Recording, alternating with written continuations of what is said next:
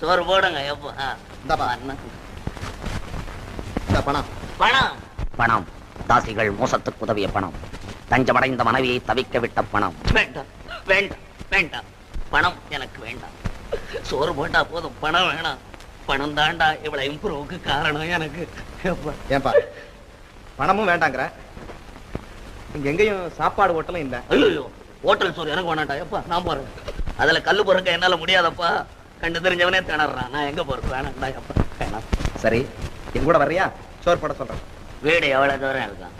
இங்க இருந்து ஒரு 2 மைல் இருக்கும். 2 miles. சோறுன்னா 10 மைல் பரப்பேன் இப்போ. எப்பா டேய், அழைச்சிட்டு வா. தோழரே, பார்த்து பிடிச்சுன்னு போங்கடா எப்பா. டேய் முள்ள முள்ள தம்பி, ஸ்பீடு முள்ளமா போடா எப்பா. டேய்